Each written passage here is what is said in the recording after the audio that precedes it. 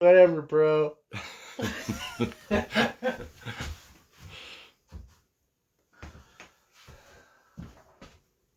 Maybe I'll just do this.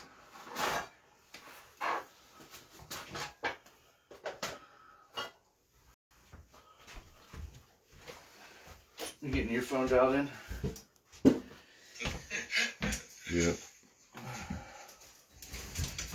You getting your phone dialed in? Yeah.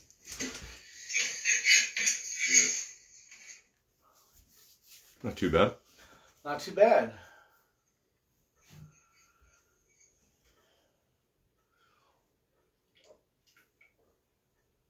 Yeah, I love that stuff.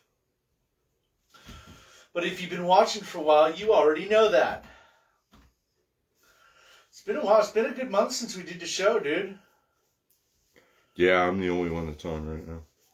Oh. Oh, no, we got 2 people. Awesome. Big numbers. We do have some chew real quick. Some chew.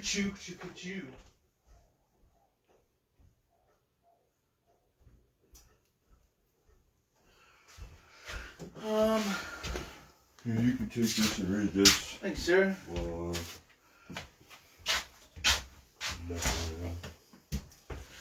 Gonna need eventually this. And open that drawer toward me. And there's a little round sanding disc. Yep. And just set it here with the... Tell you what, that stuff smells good. That stuff brings me back to on-road racing. Remember I told you that? The Paragon. oh, yeah. Back when I was a kid. Okay.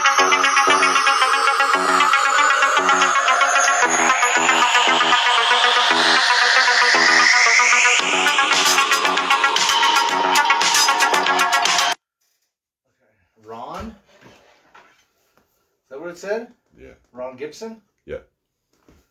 Oh. I don't know why he's calling. Anyway, let's get this going. We got a couple people on here. Let me finish. Rocklowski said, welcome back. What's up, Mr. Padilla? Padilla? Is it Padilla or Padilla? I don't know. Padilla? Padilla? I think it's Padilla. Yeah. I know his name, though. I see it all the time. Wow, you got that camera alignment just with the Holy Spirit and everything, dude. It looks awesome. So, we got a couple people on here. Can I use this to... Put it on your can. What's up, Kyle? Chris? Last one. Padilla. I said it's the last one, LOL. Perfect. We'll use the sprint car wheel. Okay. I was never gone. You know, I had that come across my table about a week ago, and social media has become so integrated into our daily lives that when somebody just kind of has to go do some stuff for a couple weeks, you know, and I'm still on it every day. I'm just not crazy posting and stuff. I'm not doing a whole lot of racing right now. It's been a long year for me. I mean, it's been a long year for all of us. You know, this year I bought 2 new cars. I bought my first house. I had to move after being in the same place for 12 years. I'm getting my first dog. We got a lot of stuff going on. A lot of life is changing. I've gone from I'm about ready. I'm in the midst of going from senior tech to supervisor for Novato. And I just got a lot going on, you know, and this stuff is really important to me. You know, it's deep in my heart.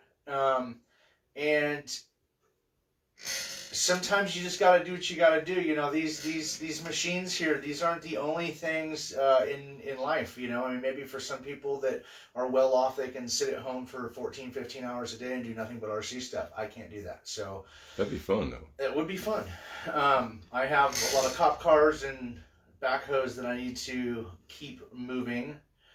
But we're going to hit it pretty hard. You know, I had a lot of people reach out to me this week for some reason and ask me if I'm going to go down to SoFlo. And I said, you know, I would love to go to the SnowFlow race, or SoFlo. I think it's a Southern Florida race. Yeah. And as much as I would love to do what some of these guys are doing and travel around all over the United States doing this, until I was to become a full-time employee and at least match what I'm doing at my work, I can't walk away from work. I'm CalPERS retirement like the police officers are, and I have to always keep my eye on the prize with my job, a very stressful job. I wear a lot of hats. But we are planning on getting back to racing here soon. We might go do some test and tunes in Santa Rosa. I want to get back down to the guys down at Delta. They put on a pretty good place, or pretty good races. And SAC, we had a great time with SAC. I'd like to maybe even go down to Southern California and do some racing. I think in January or February. Well, end of February, I believe, is Vegas, and we'll be at Vegas. Emma and I will be Vegas. The only difference this year is that I'll be cocked and loaded, and Emma will be racing too. So there'll be some changes for us in our race schedule. I'm sure Rich will tag along with us, as he always does. He's my right-hand man. Can't even think about Oh, so I'm a tag-along now. No.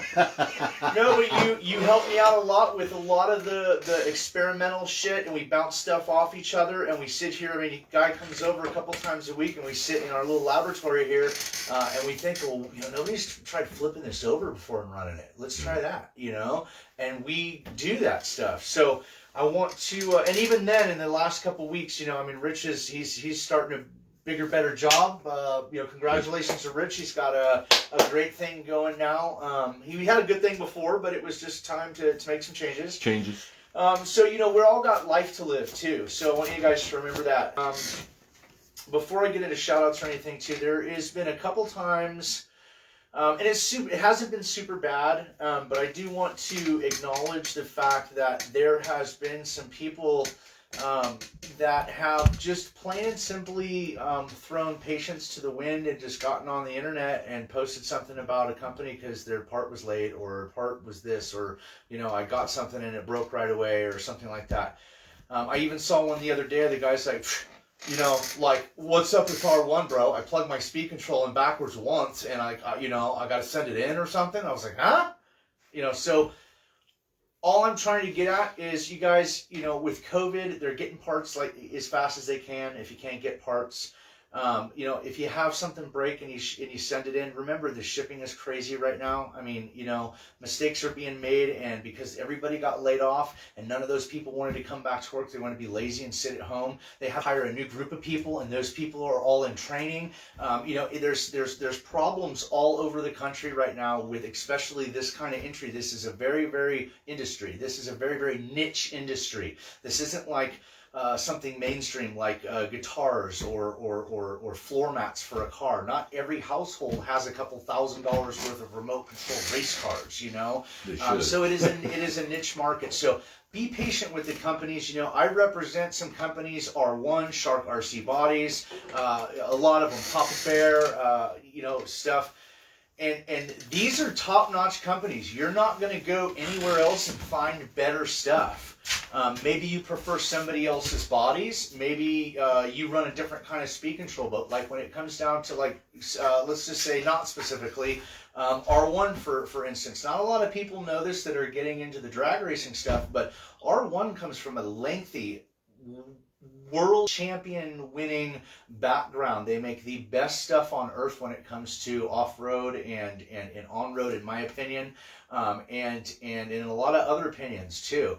And they've switched over in the last year into doing the drag stuff, and I think we're doing it very, very well. I want to congratulate Mark Vine for coming on with R1. I want to say a huge shout out to Steve Villanueva. You're kicking ass, bud. I love you to death. And all my other teammates, Tony Cortez, Dibble, just everybody down the line. That's not what I'm going. What I'm going into here is remember to use patience, you guys, and remember to use kindness. And I know when it comes down to the parts that we want or the money that we've spent on something that now isn't working or something, I get how sometimes it's justifiably to feel a little bit aggravated inside, but to just plain and simply go onto the internet and just rant is just not the way. It doesn't make anything better.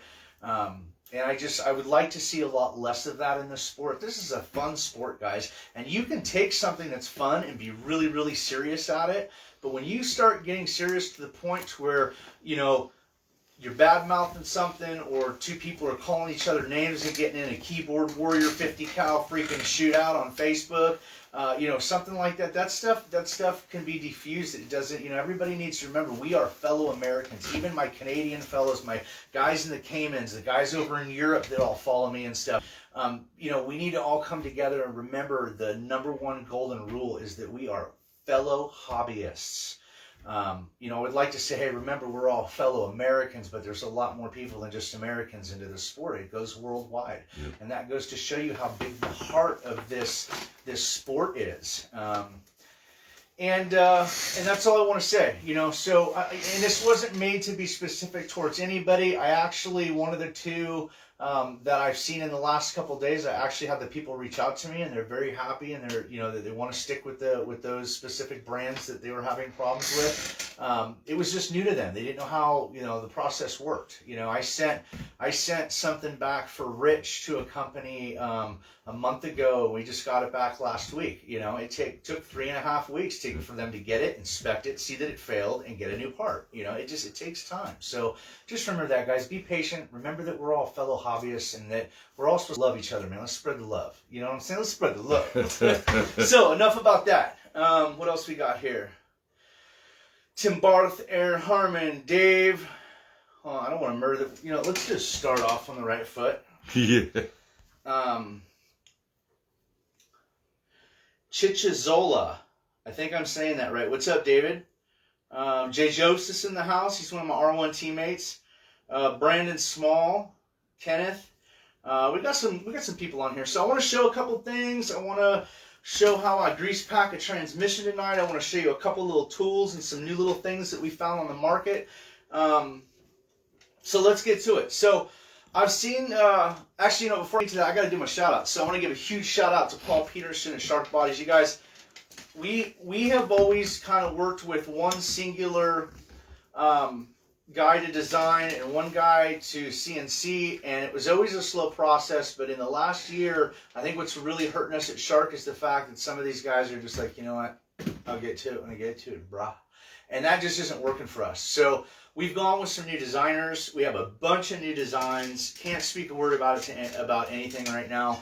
But in the very near future, you're going to have a lot of new designs come out of Shark. And I'm going to fight tooth and nail to try and get Shark up to the top running with the big boys this year.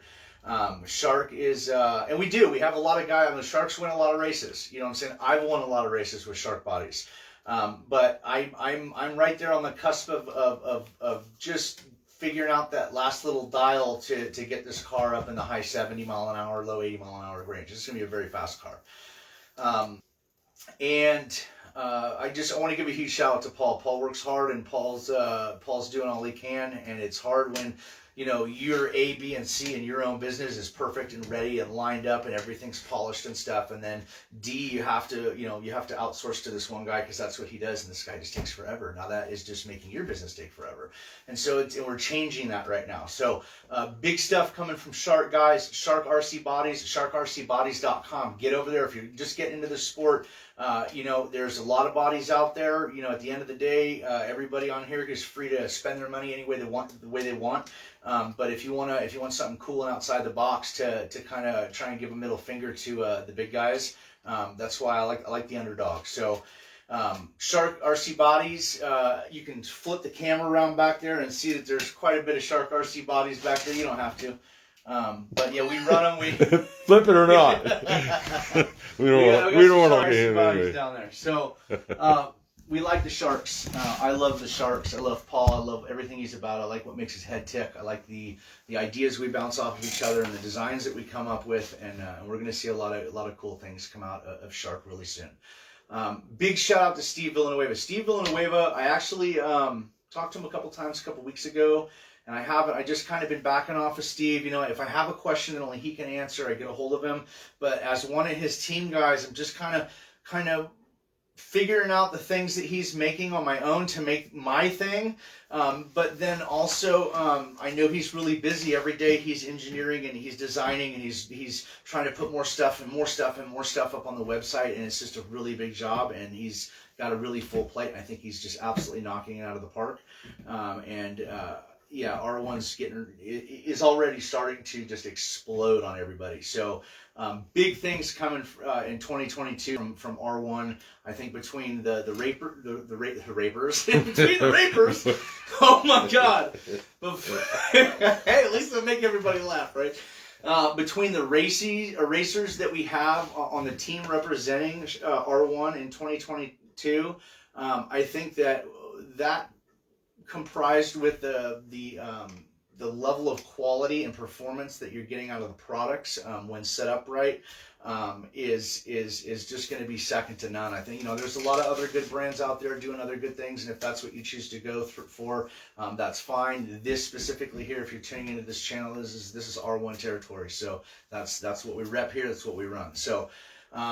I want to give a huge shout out to Roy Offenbacher of Papa Bear 3D Designs for all your 3D printing needs. If you have something crazy, something you don't think somebody else can do, get a hold of Cody or Bisquick's father, Roy, and Roy Offenbacher on Papa Bear 3D. And that guy's, he's got 10 of those things going at once. I mean, he's big time 3D printing. So huge shout out to Jake's Performance Hobbies in Roanoke Park, California.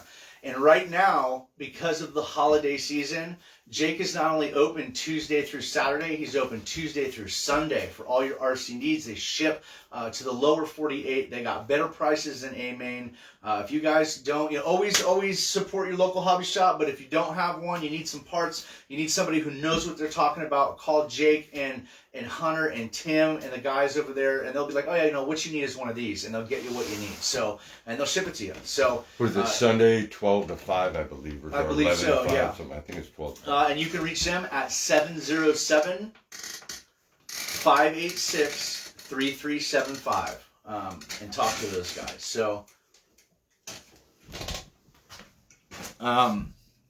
yeah, there you go. Whoa.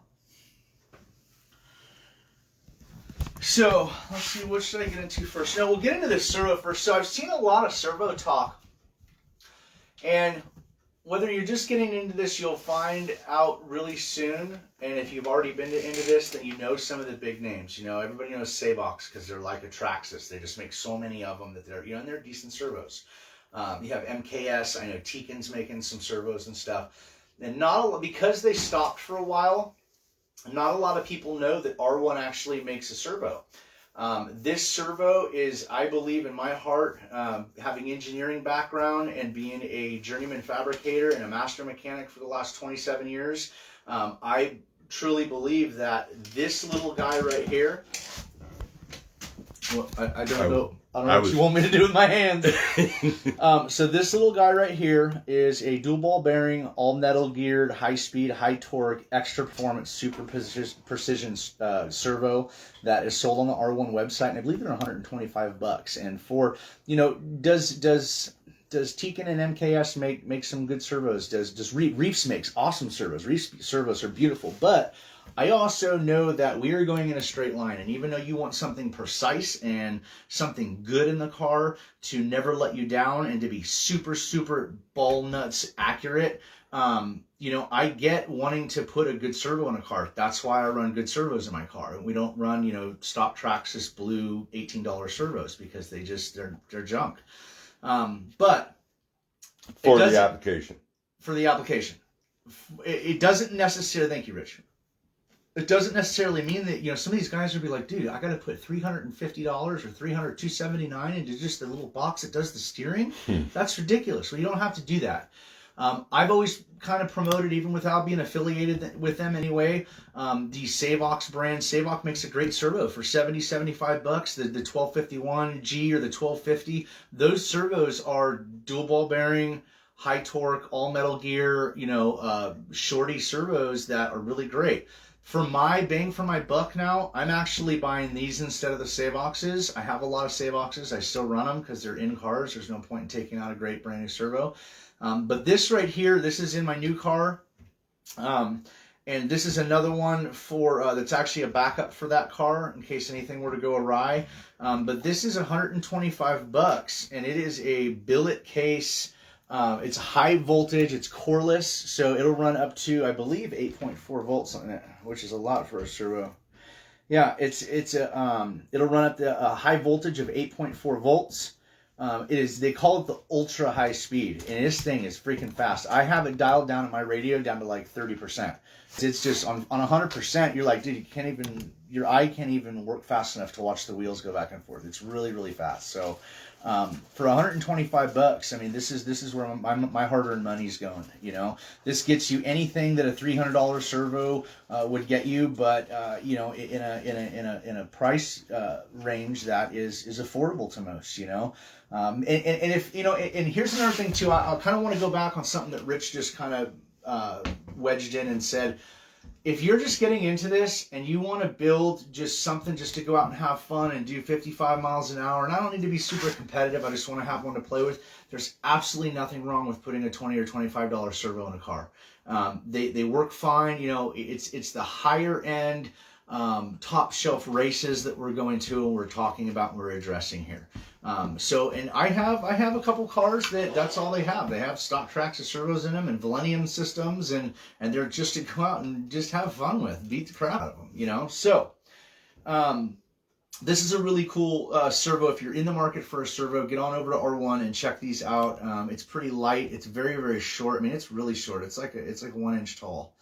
And this is what I'm going to be running in my stuff from now on. It's a really good servo. So I don't have the specs on it. Let me see if I got any.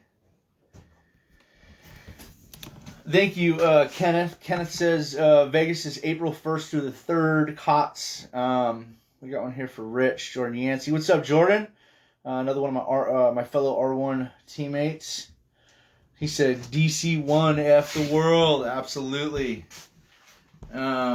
Webrc videos. That's another thing. Hey guys, I forgot. Oh my god, because it's so new and we haven't done a show. I really apologize, you guys.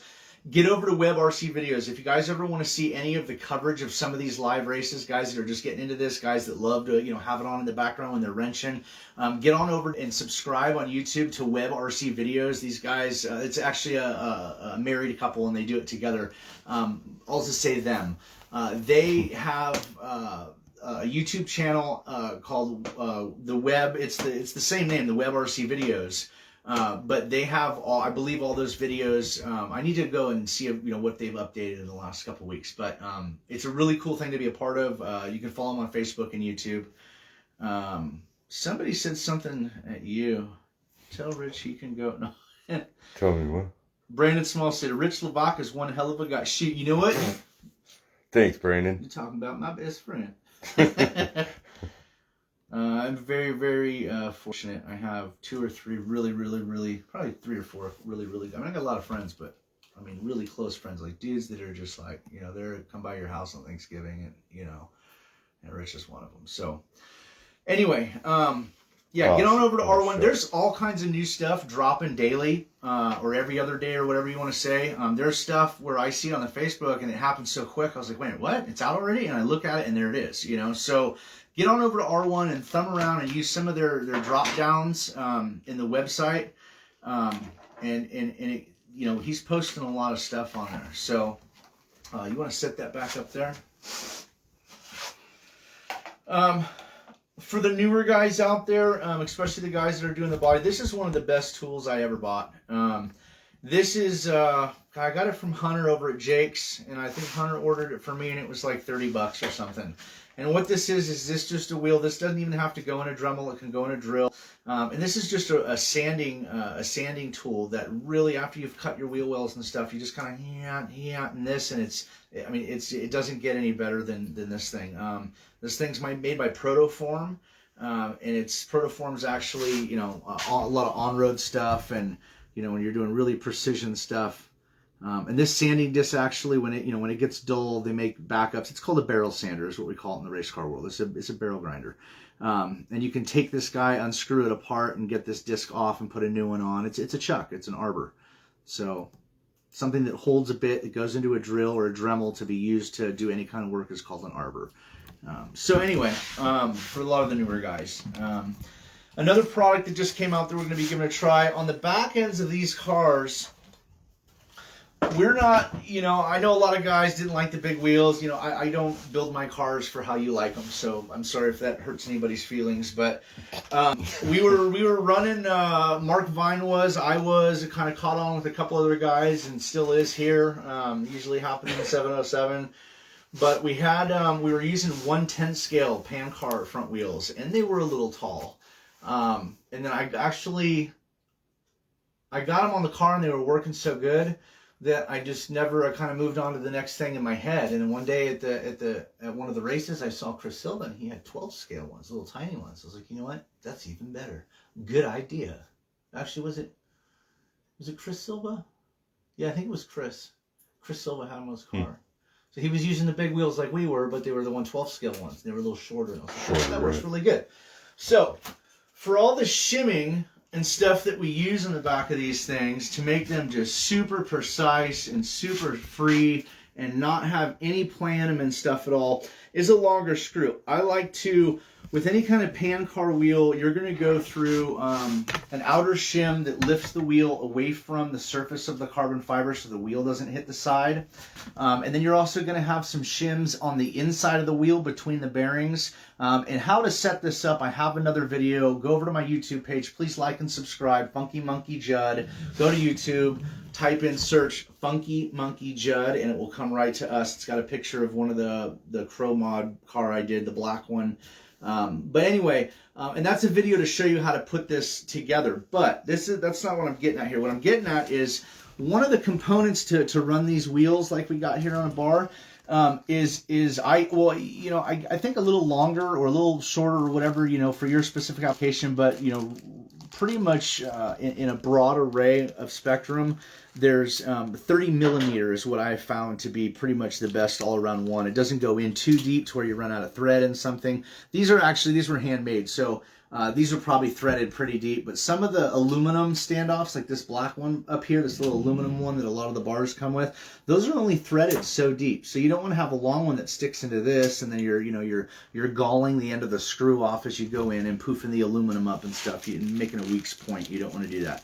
But anyway, the problem that we have running these long screws and having all this assembly hanging out the side is that when you hit really hard or you get into a little scuffle buff, at the end of the dragway having a rough time slowing down, the fact that the leverage on the screw, it being so long, they bend. We've never had one break, but I've had them even on a nice hit. If they hit the ground too hard, they will bend. So I actually did a little research, and I looked around for something that would just be, and I've tried the mild steel ones, I've tried the shoulder ones, I've tried the stainless ones, and the stainless seem to be pretty much, but even the stainless ones bend. So I did a little research, and I found that ProTech makes 3 by 30 millimeter high strength. They're ultra quenched or whatever they're doing in the heat process when they make these. But they're of an alloy that are, they're guaranteeing twice the strength. So if you are running a setup like this, I thought that was kind of cool. I kind of wanted to show, you want to buy this. Everybody likes to put something together once and buy the right parts once. Well, if you are going to ever go to a big wheel like this, those wheels and all those shims and the bearings and everything hang out there off the side of the bar pretty well, and they can bend with just stock screws. So this is what we'll be running now, so we don't have that problem. Yeah. Chris Silva's watching. I'd love to give a shout out to everybody that I've raced with in the last 6 months. I had a hard time, it isn't so much learning what I need to do different. It was unlearning what I had just fortified the industry on. I mean, 3 years ago when I started doing my show, everybody was a newcomer, and I had already been into it with a group of guys around here, and we had it pretty figured out. And I was the first one to really take an XR10 Pro and push it to the limits and do things with it that nobody had ever seen before. And that's what made the show so great and what people flock to the shows from. And now I'm at an area where technology has advanced. I knew it would do that. It always does. What I always say about Rich about advancement in technology, you either advance with it or you get mowed over by it. Yep. And so we've done that, and we had some hard times. Like I said, not just not just learning what needs to be done on the car, whether it be setup or a different kind of gearing or whatever, because that stuff's the easy stuff, but it was unlearning what, I would have something that my other cars, well, even if you change A, B, C has always got to be like this. Well, that's not, C doesn't even exist on this car. Yeah. You know what I'm saying? So it's just a different animal. This car, I got to say, I've driven a lot of cars, and with this body system, this body mount system that the DC1 has, with the low slung everything, the car's designed with the upper transmission plate to low, to sling the chassis low and stuff. It being low slung like it is, and having the adjustable body mount system that Steve Villanueva has designed is just absolutely amazing. It takes a lot of the guesswork out of what the car, or to correct certain things. There's just certain problems it just doesn't have. And this thing is pretty darn trick. When it comes to remote control cars, it just doesn't get any more about, its trick. There's a lot of good chassis on the market. I know the GFRP is making the Apollo and this and that, but at the end of the day, obviously because it's R1, but R1 is just, I know who he is in his head and how he does stuff, and I know who he has working for him. And he's explained, the kind of people they are and what they're doing. And I kind of been there just tagging along with Steve, lucky enough, through a lot of the design and stuff of this car to just know that, man, these guys didn't just throw some carbon fiber with a Traxxas trans on it. This car is unbelievable. And for top shelf drag cars, it's always been kind of a conversion thing. So whether you're making a Traxxas or a Losi or an Associated, you need a this or a that. And I think the only other company that's fully making a full rig like that right now is GFRP with the Apollo, because they have their own training. I don't even know what's in it. I don't know, it could be Traxxas stuff. I don't know. Maybe they're making their own stuff. But one of the things I want to show you guys tonight is the new R1 transmission. So completed, other than the motor mount. The transmission is filled with other company stuff right now, because I don't know if he's in the engineering stages or where he's at, but he is finishing up some major stuff to get this stuff to market, is all I know.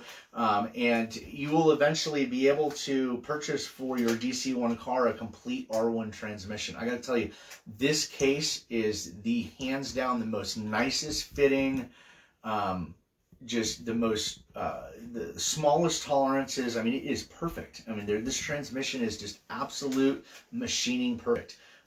Whoever Steve's got working for him down there that worked on this transmission, I don't know if Steve did the design for it or somebody else did for him, that's working in-house for him, but whoever did it really, really knows how to use a caliper. Because this thing just is awesome. And you know what? We're going to take it apart right now. So, I want to get into some tire stuff too, but we'll get to that in a minute. So this transmission is complete other than the motor mount. Let me get some ginger ale here.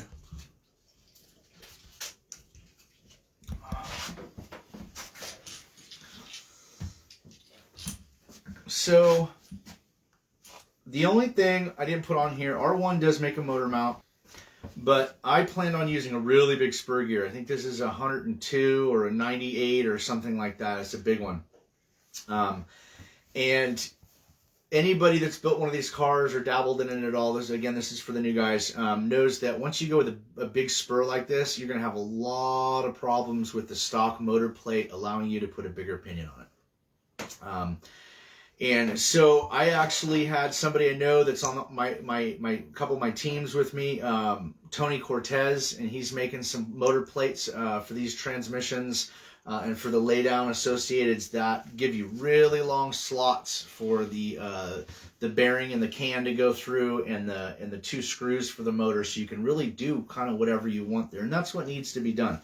So I'm waiting on that. It's in the mail, and then this transmission will actually be transplanted into my DC1 here. The DC1 still has that hand shaved down 6.3 case that we showed you guys a couple episodes ago when we shaved the case down and stuff.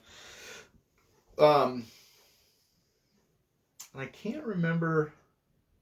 No, so this car actually has a full metal DRC. It has DRC idler, it has an aluminum associated upper. And the diff is a CRC or a DRC drag race concept diff case as well. So it is full aluminum. And this one I'm going to try and save some little bit of weight in a certain area due to the fact that I have a plastic one in here. And, you know, back in the day when I was doing rear motor stuff, I don't think that plastic anything would have held up to what we were doing because we were just going on. And these cars kind of don't do that. And I like that they don't do that because it really, really saves a lot of parts. You know, rolling into something rather than just, you know, I used to call it jackrabbiting something. It's a cool way to leave, and it's violent, and it's, you know, I used to say that about my drag cars. Hi kids, do you like violence? But it also was a controlled tire spin. Sure No Prep, I believe, is a controlled tire spin. And we don't do that no more. It's all about dead hook and making traction, and you can't pour all the power in like that anymore. So there's 4 screws that hold the case together. I don't know, should we do this in metric or imperial? We'll do it in metric because it's all metric. So the screws I have chosen are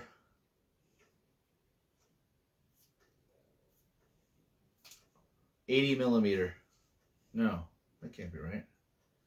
Oh, I'm still on idiot. Okay, I'm like 80 millimeter. That's huge. That's like a throttle body on a car. Oh. So the screws that I chose for it are 20 millimeter. They're 20 millimeter long. I used 4 stainless. I like the way stainless works. I'm not really worried about weight savings in my cars. We like the heavier cars. So this has a B6 stand-up upper shaft, and it is I bought a hodgepodge of parts because I figured, oh, well, that's probably got DR10 stuff in it.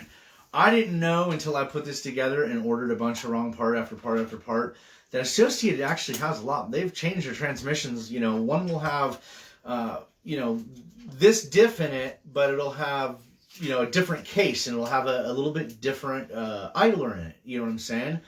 So they were. Is this the one? Or is it the small? No, it's the small one. Grab me the other DRC. See all the R1 stuff there? Yeah, pull all that off the shelf. And there should be another. So I have a stock Associated gear diff in it.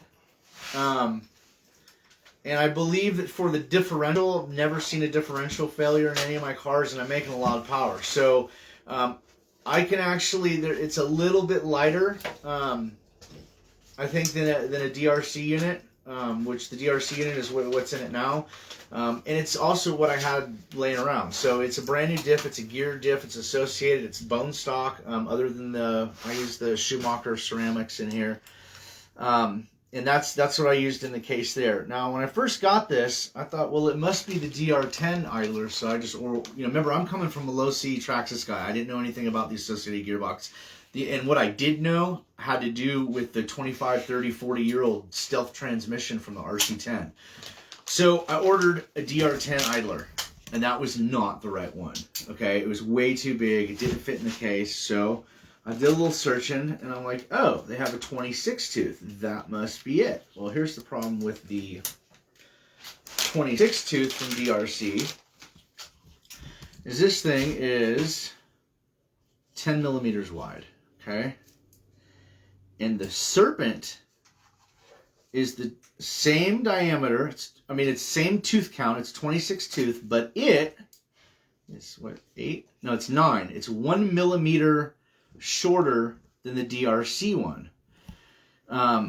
And this wider 10 millimeter DRC one will not fit in the R1 case. It's too wide. It makes the case sides open. It's when you're holding it in your hand like this and you have all the gears in it, it looks perfect. But when you go to put the other side of the case on, the case won't go together. So at that point, I was ripping my hair out. I was like, you know what? I don't need to bug anybody about this. I can figure this out. It's just an idler gear, you know? So then I noticed that day that they had finally posted, and I didn't realize that somebody had already told me that when I first wanted to build a month ago. And so I saw on the website later that day that R1 recommends down in their notes of the transmission case, now that they're on the website, that they suggest a Kyosho idler, 26 tooth idler. So I bought it, and I'm like, okay, that must be why, because it's narrower. And I got it, and it fit in perfect, and that's what I have. So that's what I'm using for the idler. That's my idler story. There's a lot of different associated idlers. To it, huh? I didn't know that. I had to figure it out. So let my costly mistake here be your guys' saving grace. If you're gonna build an R1 transmission, now here's another thing too: is this transmission, with the way it's got the holes in the bottom, you could probably put this transmission in just about anything. You know what I'm saying? I mean, it would be easily fabricatable to put in anything. So, but this is made for the DC1 by R1. And then, so associated upper or stand-up upper shaft, top shaft, and then the Kyosho idler, and then just the stock associated diff in there. And I've actually not. Let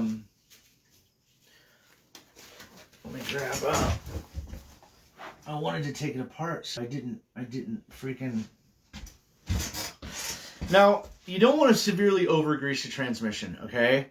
That can add to like a globulation of grease, and when the grease gets old and it's been used and heated up a bunch of times and stuff, some greases can get a little bit gummy and stuff. And when they get wedged into where like the diff case, where the diff rides, and there's room all the way around it, and eventually that globule gets jammed into another section, it can actually get fed back into the gear, and now you're just, because when you first grease a gear, there's resistance from the grease, okay?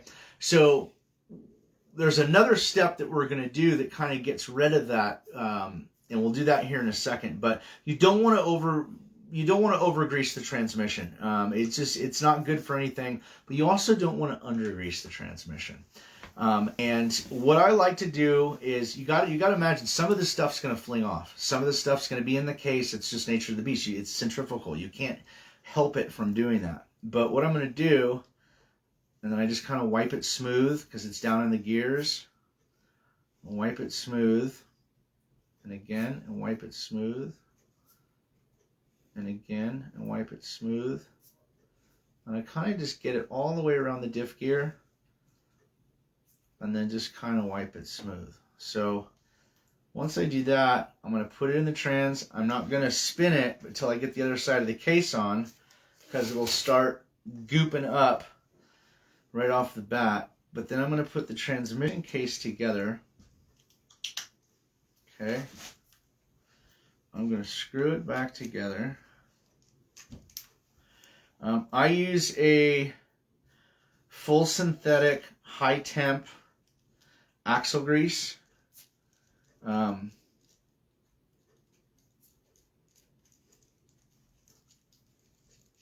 There's a lot of good greases out there. I know there's, Cow RC makes Utter Butter, and if you want to spend $12.99 and buy a teaspoon of something that they call magic grease, then that's one thing. But I like to have lots of stuff, and for $8, what did you spend for that when I had you pick it up? Yeah, it was something like that, $8 or $9. $8, and you can probably do literally 5,000 differentials with that, or transmissions. So when I snug down a case, especially with a plastic one, I bring the screw in until I can just start feeling it stop. And then once it stops, I back it off a little bit and I bring it back in. I don't wrench down on these, especially with an aluminum or a plastic case. If you guys have a plastic or a nylon case, you really don't want the things really tight. You want to bring it into the screw stops and then back it out a quarter or a half turn. It will actually free the transmission up.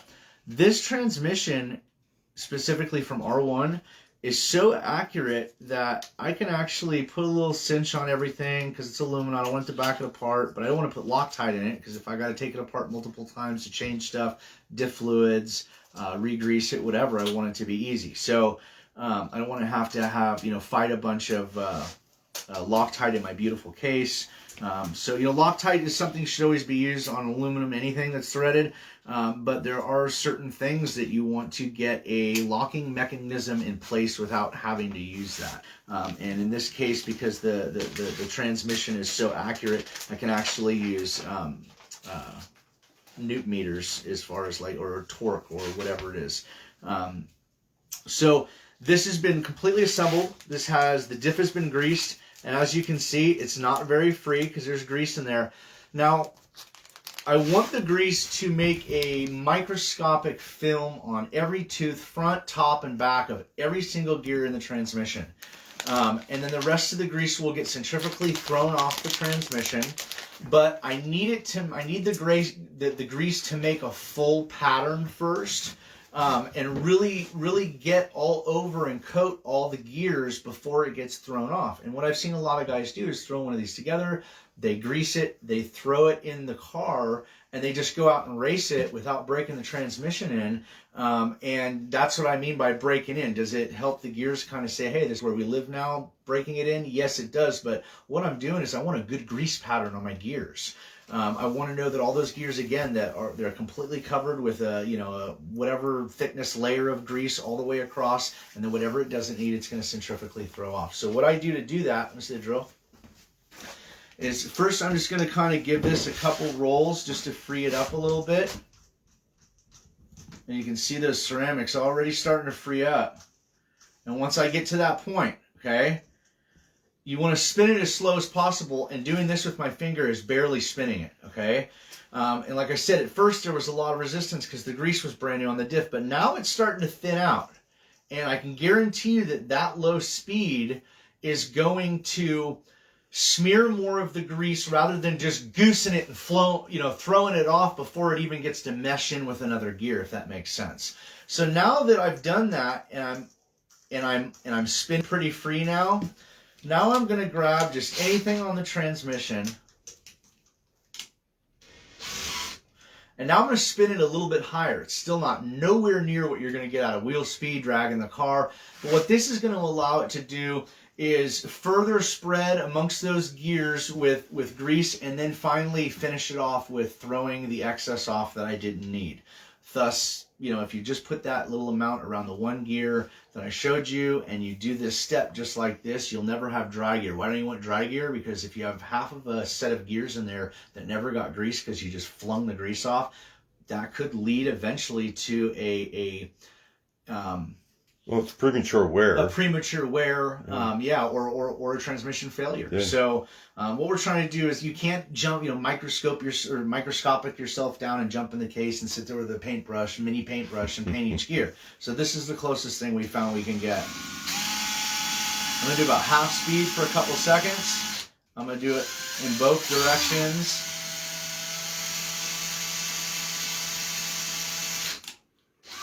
Now, granted, there's a lot of other ways you could probably do this. This is, again, aimed at the guy that might have an electric drill out in his garage. I'm going to go a little faster. And that is all it needs. And she's ready to rock now. So, what that was aimed at pretty much is just making sure that the thing doesn't have too much grease. It doesn't have too little grease, and that it's getting greased in its first revolutions the proper way before you just fling the grease off, because that's what happened in that high speed, even with the drill. So if the drill flung the excess off, you can imagine what one of those 90,000 RPM motors does, when that wheel's spinning at 68 or 7,000 RPM going down the track. This thing's humming. So I wanted to do that. This R1 transmission, obviously based off of, I think a lot of transmissions, a lot of it goes back to Associated back in the 80s with going from the 6 gear to the 3 gear, because everything that's been mainstream for the last 35 years has been a competitive, streamlined copy of the Stealth transmission. They hit it right on the head. So that's what this is. It's a 3-gear transmission, just like this Custom Works transmission right here for my sprint car, which is again based off of Associated stuff that is 3rd and 4th and 5th generation Associated, and that's pretty much all the Custom Works stuff is. Is just this is a full metal. Yeah, I think that's what it is. Full metal. Oh no, it's not. It's got a ball diff in it. This is a ball diff training. So anyway, we got any? I haven't even been looking at that. Anybody saying F you or hey, here's a question. What's up, Frank? Mr. Frank Webrc? Jason's on. Jason Sullivan is on. No, Frank. Frank. Field. Oh. Lake County. Lake County.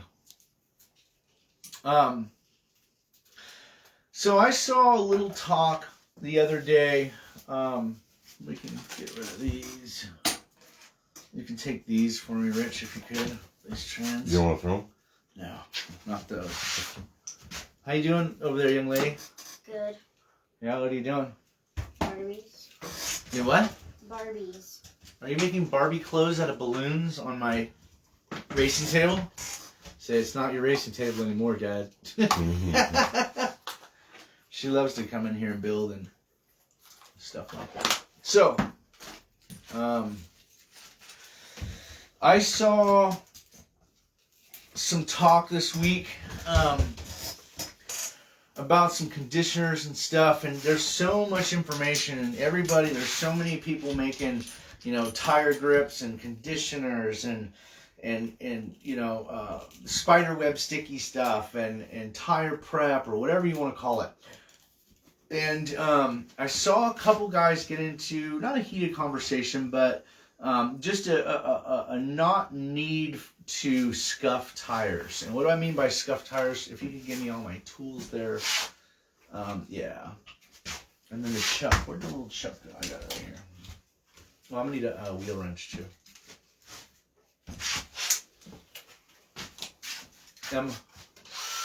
Let Rich get by.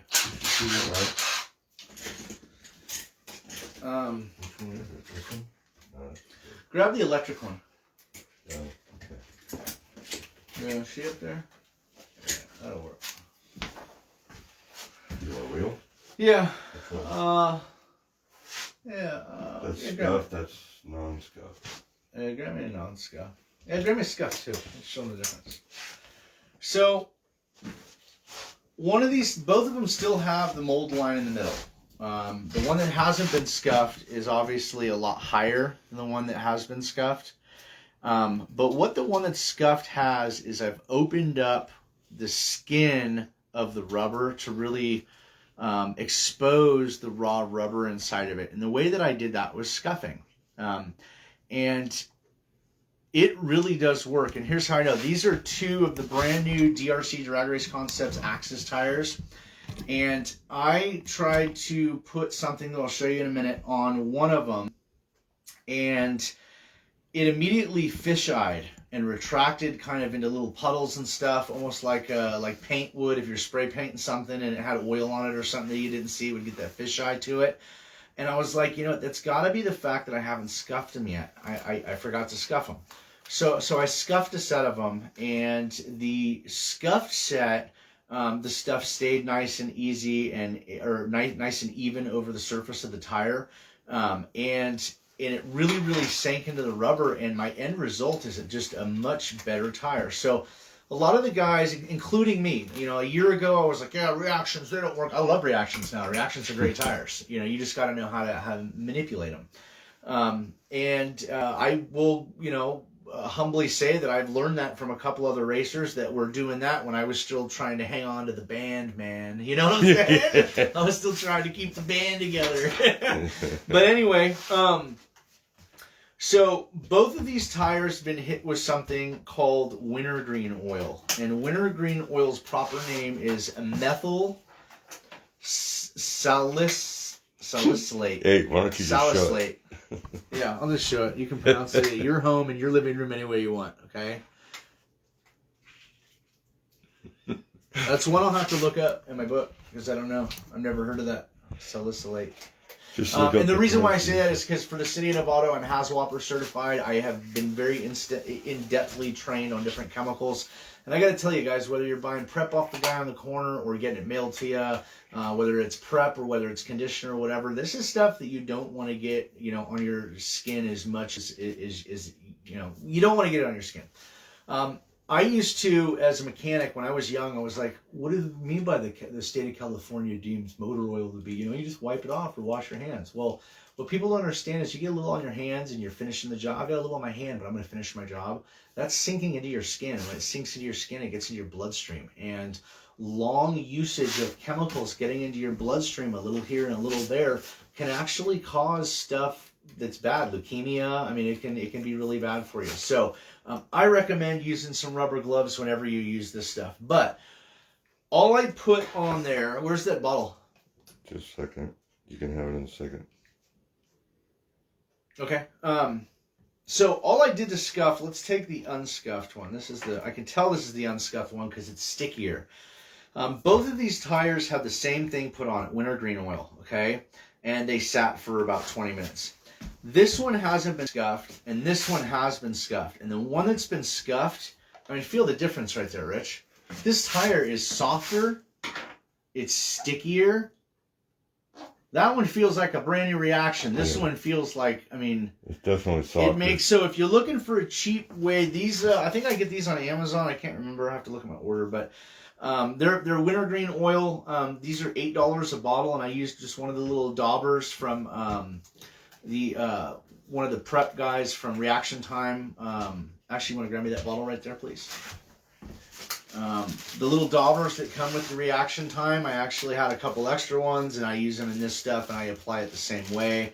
I recommend applying stuff with something motorized now, not just because it's easier and cleaner, but for the fact that you're getting a much nicer pattern on it than just, like when you add your reaction time. There's one thing to sit there and work the tire around and rub it all over and then work the tire. There are inconsistencies in your application, and using an electric,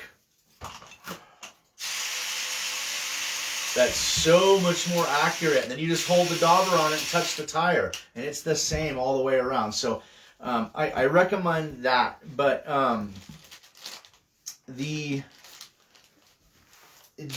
when you're conditioning a tire, you want to use a good application process, just like you do at a race once the tires have been conditioned and you're using them. But scuffing the tires makes just a huge difference. So we'll take this, put that one with the other scuffed wheel. That one's been scuffed. No, other stack. That's scuffed. It's got, oh. Yeah, there you go. Oh, you have the scuffed one. You can tell, yeah. There's one set that's scuffed and one set that's not. Daddy.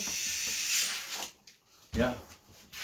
We made a whole outfit. Oh, that's pretty good, actually. Mm-hmm. She made that out of a balloon. Yeah. She's making... My daughter's behind camera right now making designer Barbie doll clothes out of balloons. Okay, so...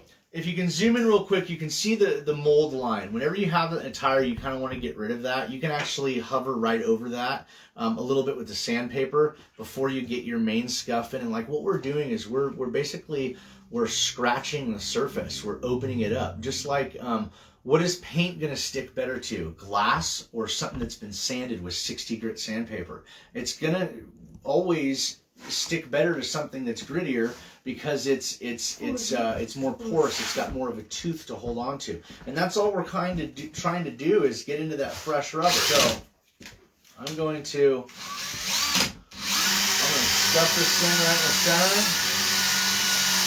Try and get rid of some of that rib. And you don't want to press down too hard. I'm using a 50 grit sanding disc, and I like the sanding disc because I can kind of work it around and get a fresh area. It's really easy to use, but you don't gotta if you press too hard, then what you're doing is you're actually going to start heating the rubber up and melting it down. And I don't want to do that. I just want. Remember, I did that on one tire last week when we were over here and we were talking. I was just going to scuff this tire up, and it started smoking and hissing, and I was like, oh shit. I think I went too long. So you want to, you definitely, they're going to warm up a little bit, but you don't want to melt the tires when you're doing this.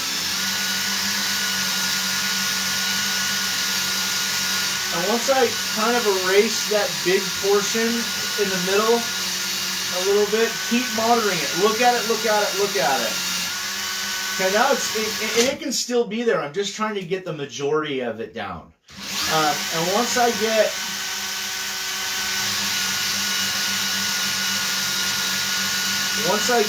that center mold out, now I'm going to start grabbing a flat. And I'm just going to scuff the tire. I don't want it to have a factory finish anymore. I want it to look like somebody did a burnout. I'll even round the edges a little bit. And I'm just going to scuff that tire up. And that tire right now, feel that, dude? That thing feels like it's prepped. It's even sticky. It's even sticky. So it really does make a difference. I want to work on that center ridge a little bit. Go slow and take your time with this. I mean, you don't want to spend all the time to balance and mount and buy rims and tires, and then you do something and you go too far. You always want to go a little bit at a time. Trying to get that center out. I know it's cool. I think this battery and this drill's taking a shit. Yeah, see, that's a nice scuff. And like I said, you can still see the mold line. You're never going to get rid of that. But I have a very, very good eye. And I'm telling you, I'm looking down that tire with my good eye right now. With my good eye. And even though you can see the mold line in it, there's no hump up where it is. It's been eliminated. And you can see on either side. Now, granted, this is still an unworn tire, even though well, what do you mean it's unworn? I just saw you shave it down with sandpaper. I haven't taken anything, I mean, maybe 1/100th of a sheet of paper off of it just to expose the rubber. But the reason why you still have some fresh rubber on either sides of the line is because the tire is actually shaped in an M. And the middle of the M being the mold line. So eventually it will wear in, and that part I will do on the car. And like I said, I'm not trying to shape the tire. I'm trying to open the rubber pores. I'm trying to get to that fresh. This thing is freaking sticky right now, and this is a brand new tire. I haven't done anything to it other than put this stuff on for 10 or 15 minutes. And that's the actual compound of the rubber that's adding that stickiness. This has never had prep on it. It's a brand new wheel and tire. So, I think It's so sticky. it's really sticky. Yeah, where was this tire on my no prep racing days, Right. dude? So let's take that one and set it aside, and we'll do the other one. Actually, you know what? No. Put that back down. Shove those aside. Those have been done. Put those aside. Just take them both and, yeah, there you go. Now, grab both of those, the one that we did and the one that we didn't do. Yeah, now bring them up here. Let's see if we can get a... Yeah, see, I can still even feel that mold line. This tire is just disgustingly sticky, dude. Alright, let's put the other one on, and we'll shave it down. Do we have anybody still watching? 25 people. Okay. So again, even though this looks like it's flat, some tires look like they're... Sam Smith asked, did you trim the ribs? No, I didn't. I actually put a set together, and what I'm looking for is, I know some guys are trimming the tall side ribs to make them softer, but I don't want one side of the tire softer than the other. I want them as close together as possible, and that's hard to achieve considering that you have, different diameters of rim on either side. And so there was a guy talking this week. He's like, I wish they'd just make tires that were this side on both sides. I said, I don't know if you want to do that, because we've tried that a long time ago with other tires when we were first trying to start with tires, years ago. And we always came back to the offset rim like this, because this low profile side actually adds stability to it. And what I'm feeling in the tire is that the company's got it down pretty right. with the ribs that are in there. They're about the same. It takes the same to squish them down.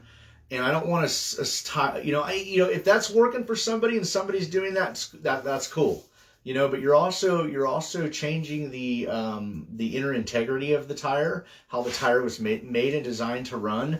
And like I said, if you get one side that's nice and firm because it's low profile and streamlined, and the other side that's the big drag slick looking side, and that's really soft, you have an inconsistency in your traction adaptability for biting the road. The tires aren't the same all the way across. So I personally, I'm not going to shave mine. If somebody else is shaving theirs and they think that works, that's awesome. I have seen people do it. A couple of our local guys are doing it. I personally don't see that any benefit they get from softening the outside of the tire is going to make the tire better now that you have added a huge inconsistency in bite. So that's how I feel about that. I hope that it was a good way of putting that. If there's any questions, I'll shave this down. And we got Cody Offenbacker in the house. What's up, Biz Quick? Man, that bit is quick. So let's, like I said, again, the reason why you can still see the line, even though it's not there, is because that's the mold line. That mold line isn't just the piece of rubber sticking out from the little bit of excess that's still left on the tire, but it's all the way through the tire. It's where the tire was put together. So what we've done is we've eliminated that, and the reason why you can still see 2 little 1/8 inches on either side between where I shaved down and where the center line is the fact that this tire actually isn't shaped. Some of them, they look domed, some of them look flat, but they're actually, if they have a cast line, I guarantee you're always going to have some kind of M to it. And that's kind of what you're seeing. We've shaved the upper portions of the M down just enough to get to the center line and eliminate it. And that's as far, granted, that's not why we did this. We did this why? We did it to open up the rubber and get into better rubber, the actual material, and be able to condition it rather than whatever is on the outside from them casting it. Perfectly flat isn't necessarily what you need because the road's not perfectly flat. Not especially with this 7-pound car, dude. Yeah. This thing will flatten any tires. It don't matter what you got in there. Fill them with concrete, they're flat. So I'm going to start by just kind of shaving a little bit out of that center. Remember, you don't want to be too aggressive with the sandpaper. You want to use thick grit sandpaper. But I don't want to be too aggressive with it because I don't want to heat the tire up. I'm trying to shave it down cold. And that's actually... Did this thing just die on me? Yeah, give me another pat. I told you how long I've charged since I'm charged, right? Okay. So I'm going to start working my groove all the way across. Now what I'm doing is I'm looking at the light on the back side through here, and I can see the sanding, whatever sanding material you can see, and you can see how it's hitting the tire. Am I hitting it to one side? Am I hitting it? You want to look down there and constantly monitor it while you're shaving, because you don't want to be up here and talking to your buddy and you're shaving it down and then you stop for a minute to look at it and you've shaved half the tire. So you've got to really pay attention when you do this. You want to do it very, very, very, very as accurately as you can. And granted, we're doing this with the drill and stuff to show a lot of the newer guys. Something like this that can give you an edge will actually is really easy to do with just household stuff. So let's go ahead and do the rest of the surface. I'm just kind of letting the paper float on the top of it. Do the sides a little bit. I'm not pressing down. I don't want to add any heat to the tire. Now that tire is opened up, dude. Let's get a little bit more in.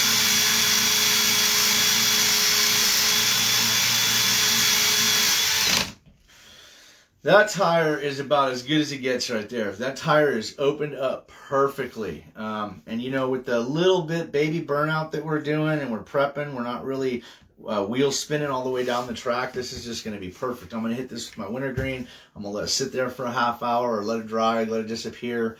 And then once it does, that tire will be ready to put some tire warmers on it to open the pores back up and then put your prep right on it. So, when they started, I thought about tire warmers a long time ago, especially when I'd go to night races, when we're running true no prep. And I was the only guy like, why does he keep pulling his car? Why is his truck running? Why does he keep pulling his car up right before he races? Well, because I had my car up against the freaking heater in the dashboard. And that's how I won a lot of races. I got that, you know what I'm saying? And so thinking that way, when the mid-motor stuff and the prep stuff came onto the scene and people started getting bigger and bigger about tire warmers, I'm like, well, if you're relying on the grip, there's really no reason to have a tire warmer to warm up the rubber. And so I didn't really understand it. But I've been taught by a couple guys, some heavy hitters, that the tire warmers are applied after the tires are conditioned and cleaned and everything is ready to run on the tire. All it needs is prep. You'll throw that the tire warmer on there and heat the rubber really, really hot before you put this stuff on. I like to stay right around 130, 140 degrees max. I don't like to get my tires too hot. But what you're doing is you're reopening up what we did. So no matter, after you've done this, and it's been conditioned, no matter what you do to the tire, whatever, it's been cleaned, it's still got shit on it. Once you clean it down, that's going to take whatever's there that's really, really, really clean, and it's going to open those pores back up for your prep. So I just wanted to, kind of show, the first thing I said when I started this is that we took a tire that had not been touched at all with sandpaper and had not been scuffed. And when we put the Wintergreen solution on it, we noticed right away. I was like, wow, it's puddling up. It's fisheyeing like paint does on an oily surface. And I knew that these tires had to be scuffed. And I thought back to that conversation earlier in the week that I oversaw on Facebook where somebody was saying, yeah, those DRC tires don't even need to be scuffed. And I'm like, how are you not scuffing them? How are you getting into the fresh rubber, So that's what we're trying to do here by scuffing. We're trying to get into the fresh rubber to condition them from that platform.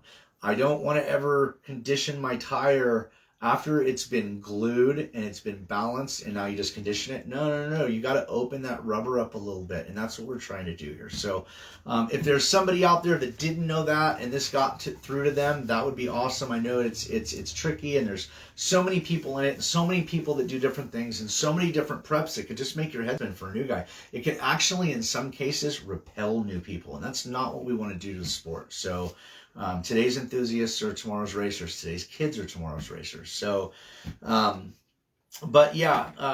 the R1 car, so we've gotten a little testing in this car, and we went out and we had a malfunction, and it wasn't our fault. So we went out and it was a little off. I don't remember the first thing. It went out about 20 feet and spun out. I was like, okay, the bar's way too low. So we brought it back. We raised the bar up. And the next hit, boom. I was like, okay, I can add some power. This thing's is very stable. It's running really good. Turned it up a little bit more. Did another pass. Well, at the end of that second pass, we were at Sonoma State University, and it's the first time I had ever practiced there. And Rich said, it's a really good service. So we went out there, and we were pointed at, we were in a parking lot on the Sonoma State University campus, and we were racing the cars towards a cell phone tower. Well, from the finish line away from us towards the cell phone tower was probably 100, 150 feet from the finish line. Well, this car did a great second pass, and I got down just starting to slow it down. So thank God I wasn't under acceleration. The car just, nothing. Something about the cell phone tower, and it went right under, probably my second wreck in 4.5 years, dude. And the car went right underneath a parked car, and as it went under the parked car, it just barely clipped this side of the front end and ripped the whole bulkhead off. So the car's been freshly rebuilt. I have never had a folly, especially with a brand new car like that. But again, like I said, it wasn't our fault. And then Rich had some problems out there with reception. And we've heard other people that were out there that day go, yeah, that happened to us the other day. So obviously we need to find a new test spot, because I'm not running this car there again. This is a really work of love. So it's the only reason why any of us idiots would be doing any of this, because we love it, right? Yeah, right. Why do we love it? So yeah, we're in the next couple days. We got a rainy weekend right now. There's nothing we can do, but we're gonna get right back on the horse, and we're gonna start. And once this car is really dialed, and we see some really good GNSS out of it, we're gonna throw the other transmission in it and get the weight of the motor just a little bit back towards the center line. And I think that's all this car will really need. Again, I've said it before. I said it again. I think the low-scene associated lay down transmissions are just shoving the motor too far. You want it mid-motor, but I think they're just too far forward. So I think the happy medium that Steve came up with, he's like, well, what about a mid-motor stand-up? And I'm like, that's what we need, because it just kind of takes this and does this a little bit to it, and then it's closer to the center line. So other than that, the cars eventually, maybe towards the end of the season or halfway through the season, when the car's really working good, we'll go to the short shocks. But for right now, from what I saw the other day, the suspension does not need to be changed. We're running 1000 CST in the front. It's pretty thick, and then in the back we got 3000. She's pretty smooth in the back. She's dampened very hard. And other than that, this is a B6.3 kit. But like I said, in the next couple months, Steve Villanueva, what he's trying to do is he's trying to make everything. He's got his own shocks and his own tranny and the own gears and everything, dude. So it's a huge thing to do, and it takes time. So step by step, and that's why you'll continuously see stuff come out of R1 every week, new stuff. So thank you guys to all the guys that believe in R1 and follow and the guys that are on the team, and all the help that I've gotten from my teammates. There's just a lot of good stuff. I think R1's going to be a force to be reckoned with in 2022. Same thing with Shark. I think Shark, a couple things that we're working on right now, it's going to be pretty hard to stick your nose up in the air to go, yeah, it probably won't work, because it's going to work, man. This car actually has one of the older square body Dodge Challengers on it, that and a Mustang. So it doesn't even run the Trans Slam. So the Trans Slam's a really good body. Rich is having a lot of good time with it right now. Can I tell him about the pan? Oh, I don't care. Okay. Rich has got a bullet-based low-C car that has a full pan that is connected to the body all the way around, and it's completely, and it works, dude. And it just it's works. So far a sub-2 car. What's that? It's so far a sub-2 Yeah, car, and it's got a handful of passes on it. Yeah, it's so we got some good stuff we're working on. I'm very confident in this car, and that's pretty much it, man. If nobody's got any other questions, we showed you how to scuff. We showed you the new tranny case by R1. We showed you the R1 servos, and that's pretty much it, dude. So, we will sign off. We will try and do another show before Christmas, like a little holiday special. I don't know, maybe I'll have an ugly sweater and a Santa cap on or something like that. I don't know. But for the most part, yeah, you guys, it's been a long road the last year, with work and everything. And I really want to get back in the saddle of this. We're going to try and hit as many races as I can. I can only go so far. I got a job that's very demanding, and I'm on call, and I wear a lot of hats, and that's what I have to do to earn my money. So we're definitely gonna make it to Vegas. We want to go to Vegas, and I want to hit some. So I've always wanted to go. I don't know if it's Lake Elsinore, but somewhere down in Southern California. Maybe Rocklowski can chime in. But there's a drag strip that's like a permanent drag strip, and it's prepped lanes. And I've always just wanted. I thought it was just a beautiful place to race. It's beautiful scenery in the background. It's just like your typical Southern California drag strip. Yeah, right. You know what I'm saying? I always wanted to run on it, so I have to figure out where that's at. But we're gonna try and get down to visit R1 headquarters, me and Emma, in January, and say hi to Steve, take him out to lunch. And we just got a lot of stuff that we're working on, and it's been a long road, but it's all gonna pay off in the end. So I want to thank all you guys for following and sticking with me. Big stuff coming. We're gonna jump right back in that saddle again for 2022. Rich has got big things. I got big things. Shark's got big things. R1's got big things. I want to give a huge shout out to Jake Performance Hobbies and all the guys down there. I want to give a huge shout out to Madfish. Go over to Madfish Designs. Or is it just Madfish Facebook page? It's Madfish Designs. Madfish Designs, I believe. His sticker was right there with his card. Anyway, go over and check out Wade. Wade's got a lot of cool products, especially the tire covers and stuff like that. We're using them when tires have been conditioned and stuff. And I'm like, wow, this tire turned out really good, and I don't want anything to touch it. I put it in one of his wraps, and I set it up on my shelf so that I know that tire is ready to rock. Really cool stuff. Pop Bear 3D Designs, Kelly at the Petaluma Muffler Works. Give a huge shout out to Kelly. And everybody else. I want to just say, guys, we'll talk to you before Christmas, but I hope everybody's gearing up for Christmas, and happy holidays. And everybody to have happy holidays. Yeah. So we'll let you guys go. I'm getting tired. My voice is going, and we got some other stuff to do. So we'll see you guys in a week or two. Peace out.